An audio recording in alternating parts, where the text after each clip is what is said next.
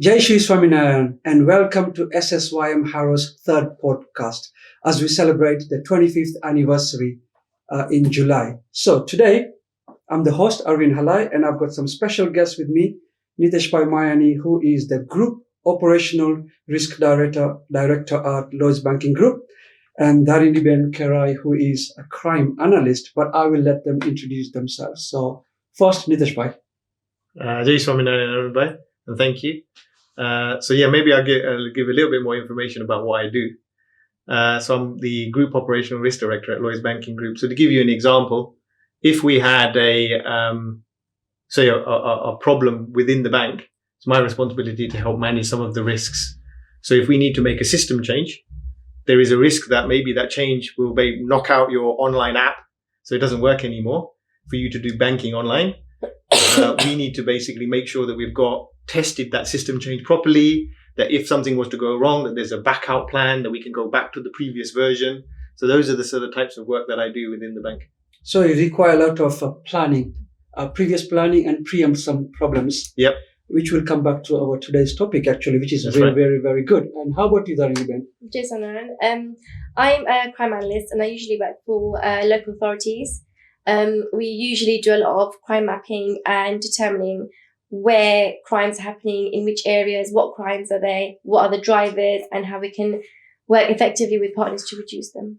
Oh, so you also look into futuristic scenarios whereby what are the possibilities and what actions as a council or a borough or as a government have to steps you have to take into consideration, which is brilliant because today's podcast is all about goal setting, and all our professions require setting goals, Nitish, as you explained, because even personally myself as well, considering where we are at the moment, obviously I had to set my goals, and now if I do a flashback, I have to see whether the goals have been met or not.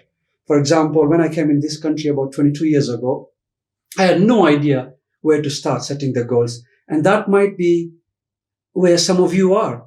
You have no idea where to start, and there has to be a starting point. So before I have a flashback, Nitish Bhai, imagine you've gone back to your younger self about 10 to 15 years ago. How did you set these goals? And if you reflect now, fast forward in today's day and age, what progress do you think you've made? So if I was telling the truth, when I was a student, I didn't really have any goals. My goals was really to get, pass exams, do as best as I can. So I didn't really have any goals as a teenager. So once I got into the work, then I started to set goals. And what I started to do is basically manage my career in sort of 2 to 3 year chunks. Yeah. Maharaj actually in the Vajramat talks about actually a yearly reflection. But I managed to think about what am I going to achieve in the next 2 to 3 years? And then look back and say, have I achieved those things? So set goals in that sort of period. And if I haven't achieved those things, then need to look back and say, well, what have I learned? What can I do differently? So sometimes that means that you have to change jobs, or sometimes that means that actually the job is getting quite boring. You've actually fulfilled what you wanted to achieve. If you don't do that, then you'll get into a sort of a habit of just being consistent in what you do all the time. And then budget 10 varas nikli aase, 15 varas nikli aase, and then you look back and think, oh, I haven't actually achieved it, because you didn't actually look back on yourself and make sure that you're making progress. So this period, 2 to 3 years, we call it a medium term goal setting. It's quite fascinating and it's quite important. Now, can you enlighten us? Why is this 2 to 3 years important time frame to set the goals? Because if you went sort of 10 years ahead, it's probably too far in the distance. Yeah. So you can set goals that are maybe 10 years out, and you should actually have long-term objectives for your life. But when you're trying to manage the goals to be achievable, you're not going to get feedback because you won't know until 10 years time. If you set shorter term goals, which you should do as well, 6 months, 1 month, 3 months, you should do that. And they call them sprints, like short sprints. You can do that on a quarter, right? 3 months. Up at Neemkari, there's over that sort of 4 month period, right? It's over that period so that you're actually getting that. So the sort of, I basically, how I managed it in my sort of career is to have to 2 to 3 years. So it's somewhat strategic, so not too far out, but enough for you to be able to get feedback so that you can actually adjust in terms of your life goals. Because you're not going to change jobs every 6 months, or you shouldn't be unless you're doing things well, right? So that's for me the 2 to 3 year period. I can resonate with that. How about you, Dharini, then? Goal setting, medium term, long term. If you flashback yourself to your younger self. Similar to what Nitish Bhai said, when I was a student, I wasn't thinking about what my career plan is, what my long-term goal is. But I think the day before my UCAS application was submitted, my whole UCAS was on law, and I submitted overnight on psychology. So I ended up changing my whole career overnight. And since then, I decided to do undergraduate, then I did masters. And then I had a year of where I felt like everything was still for me. I wasn't getting anywhere towards my goal of getting a job. I think everyone's very focused on, okay, you know, after uni, you should have a job straight away, which doesn't always work like that. So for the year that I didn't get the job that I wanted, I was doing voluntary work just to try and get my CV a bit more upgraded and more relevant to the jobs I wanted to do. And then after that, like I said, it was just trying to review in every job that I had. And at that time, I think every year my role changed either within the organization or I left the organization. But every year it was a new thing for me going on. And then I think about 25 when life took over, where I got married, had children. That's when I stayed in the same job for 5.5 years now, only because other things took priority over me trying to get to that next career step. But now that I've got more time for myself, it's got back to getting my career on track. So what we are trying to say is we have to set goals. Both of you did set short-term, medium-term, long-term goals. And the goals have to be realistic, achievable, but you have to also prepare yourself for obstacles and challenges in life, which is very true, because pandemic just gone a couple of years ago. I mean, a lot of people may have had their goals. And because of the pandemic, which was beyond their control, because sometimes we have to plan for eventualities which are beyond your control. And that doesn't mean that your goalpost has changed. The time framework may change, but not your goalpost. And are you able to give a real practical example, Nitish Bhai, which our audience can relate to as to why setting the medium short-term goal, including plan A and plan B, is so vital for your career, for your path? Yeah, so I'll refer to, in the industry, what most people use, or is quite common models, right? So many people who are listening in will have heard about the SMART goal setting approach, yeah? So specific, measurable, attainable, realistic, time bound, yeah? So if you don't know, you can Google it and you can find a lot more about it. In the corporate world, what I've used in various sort of work settings is another model called the GROW model. So GROW. The G is actually the goal itself. So that is where you're setting the SMART. You know, it needs to be smart in terms of how you're setting the goal. But when you're setting the goal, what most people do is they set that goal based on inputs, like what you do, not what you want to achieve. Yeah. So that is the difference. What you really want to do is set that goal in terms of the outcome you want to achieve, not the task you want to do. It's not about doing several tasks. It's about what is the outcome I want to achieve. If we look at the analogy of football teams, they don't set the goal to say, I want to play 38 games. They set the goal that I want to win the league, finish in the Champions League spots, or top 6, or whatever it may be. So it's outcome-based goals. So that's the G. Then the R is about actually reality. So look at your current situation. Where are you today? And where is your goal? And then to your point, how to break it down. So you need to break it down into manageable steps. That's the sort of reality check. Then you break it down into sort of measurable steps to go, okay, what can I do, as Dhanini Ben said, within the next year? Then and then build on that with the confidence. The O is for options. So actually looking at what options you have. You will have several different options. Yeah. But when he talks about bhakti, he talks about 9 different types of bhakti.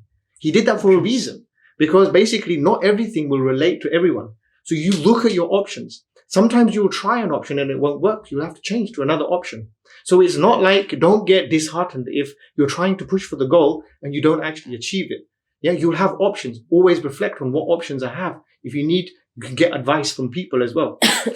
And then the last one, which is my favorite, is actually will, right? So that means that you need to have the energy and the passion to drive for the goal, right? Being lazy is not going to be able to help you achieve your goal.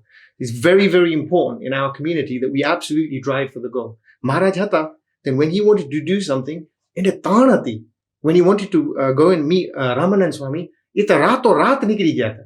Because he had the will and the passion. He used to walk really fast. And this is what we need in our life. We need to have the will to drive it. Our community, but sometimes people set goals, but they set goals in a sort of what I call the safe zone, comfort zone. Yeah, they don't want to push themselves. You must set goals that will actually be challenging, realistic, but still challenging, and push yourself, and then have the will and power to drive it through.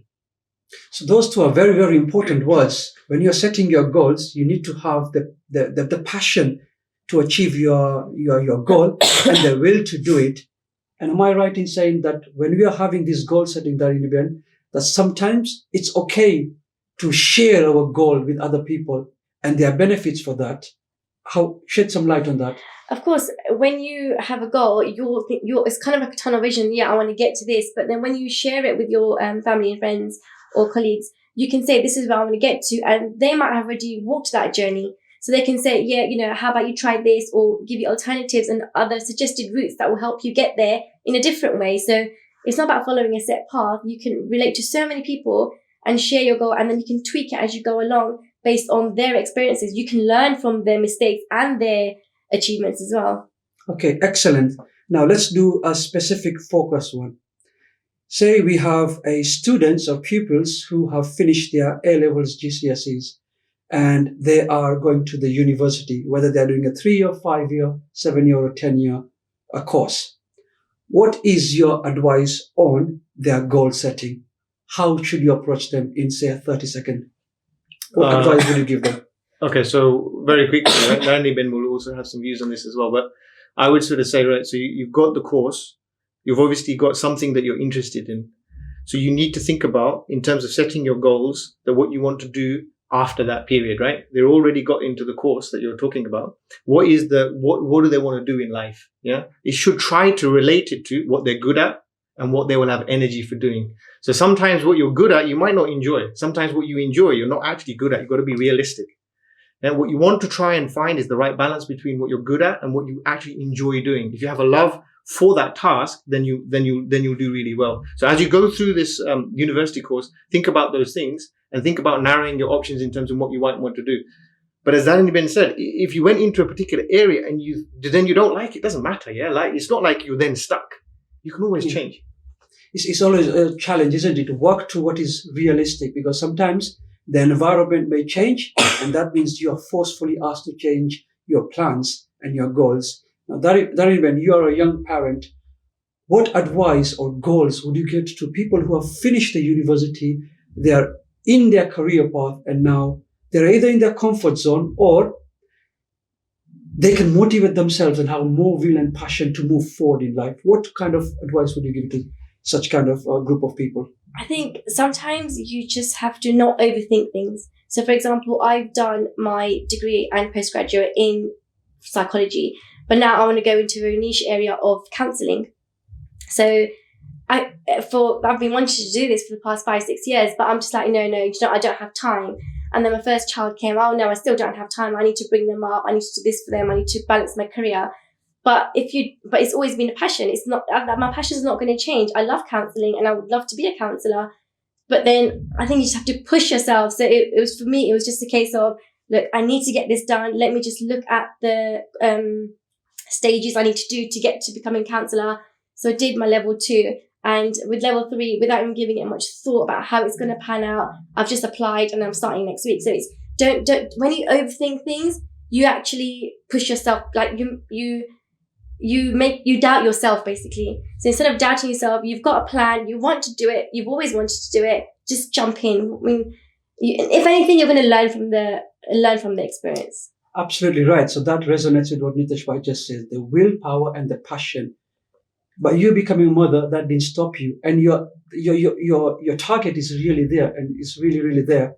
And what you also mentioned is just go, jump it, take a risk, come out of your comfort zone and go to that learning zone. And that is where you're going to get to your growth zone. And I know so many people who are fathers and their mothers, and they're still passionate because education never ends. Yeah. And as you say, don't overthink it. And sometimes we always say, less is more. And the other thing is that there will always be naysayers. Oh, yeah. So whatever you do, sometimes you do need to have almost like an obsession. If you think about sport and the people that have done really well in sport, that they've had an obsession. They've ignored some of the naysayers because they've continued, they've almost been committed to that task. So there needs to be a balance that don't just get disheartened because somebody says something. Yeah. Bhagavan Vachanamat Mekidu in Gadra Patram 5, that even if you can't get concentrated on Bhagavan, don't give up. Yeah. So there's a balance between making sure that you side doesn't mean muki deo. Yeah. Keep that faith.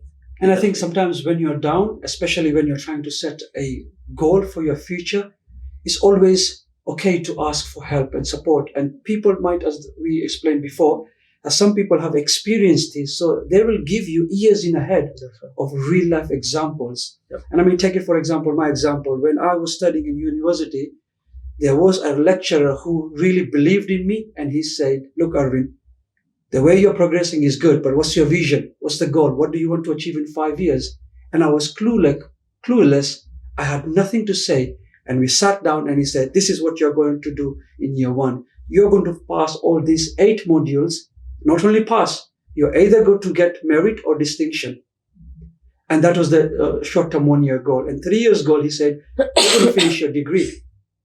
And the 5-year goal is, once you've settled yourself, you've got your degree, is you're going to have a good job which you like, which you enjoy, think how it's going on, and then you can think about the next step in whether marriage and family like that as well. So that advice which my lecturer gave me about 20 or so years ago still resonates today and is still practical. Now, last generation, where we are, 35, 40 plus, is it still too late to set a goal? Should we be setting goals? Yeah, absolutely. It's never too late. Never too late. Yeah. So, I mean, in our age, we may have the family, we may have houses, cars, partners. What kind of a goals should we be setting now? It can be our personal goals. It can be goals for our partner. It can be goals for our children. I mean, I know it's a very tricky question, but what advice will we give to this stage of people who are in our life at this stage, 35, 40 plus, whereby, because this is another time whereby they may have time and the money, and they may be better empowered to set goals, not only for themselves, but for their parents, for the community, to help other people in the society, like here in Haramandir. What kind of a goals could this caliber of people be setting? You touched on it, right? It's society, right? That's the opportunity. I mean, I'm biased, right? So think about satsang, think about society, think about giving back, because they're in that potential stage in life where they have the time, maybe they have the funding or the resources as well.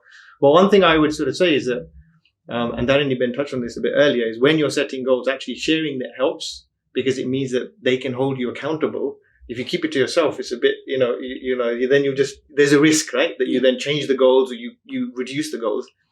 But sometimes if you're setting goals, you set family and with others, you should do that in conjunction with that individual, right? So for example,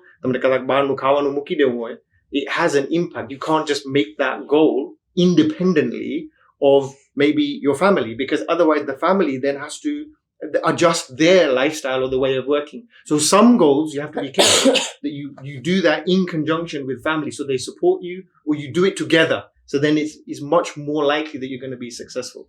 You know what? I think that's a very good advice for me personally at this point in time, whereby sometimes you're not selfish, but you're thinking about your goalpost, but there are other people who will be affected by it. Why don't we just bring them in and share the same goal for us, and life will be easier? And I can take one example. Swami's a couple of years ago said, Arvind, Chaturmas is coming. These are the niyams. I would like you to do this niyam, if acceptable. You as a family of 4 and another family. And it felt so better that we are going to do this goal together. So I think sometimes there is more in unity than on independence. Yeah, because you feel like you're letting someone down if you don't do it, right? Exactly. You're doing it together. Yeah. So just coming to the closing statement today, what is 1 or 2 pieces of advice you will give to across equilibrium to people who are thinking of improving their life and setting goals? What is one or two pieces of advice, both of you can give? I think for me, it's all about mindset. Whichever way you want to go, whatever you want to do, wherever your passion lies, if you've got the right mindset, you will achieve it. With faith in mind, you will get there. Perfect. Right mindset and willingness to. Nitish, by yourself? I'll just say one thing, which is focusing on the outcomes that you want to achieve. Yeah. Not just the inputs. That's a very important one as well, focusing on the output and not what you're inputting it as well. So there we go. So I hope the third podcast was a very, very important message to you and all about growth mindset. And yes, if you do have any questions, as Nitish Bhai said, follow the SMART or the grow approaches. And speak to people in the community, speak to friends and see how you can set a goal, because without setting goals, you will be lost. And without you being lost, so many things can happen. So thank you very much for coming today, sharing your time, sharing your experience. And I hope it is going to be a life-changing experience for many people who are watching today's session. Jai Shri Swaminarayan. Jai Swaminarayan. And don't forget to tune in for our next podcast, which is an important one and linked together with this one, which will be themed the value of friendship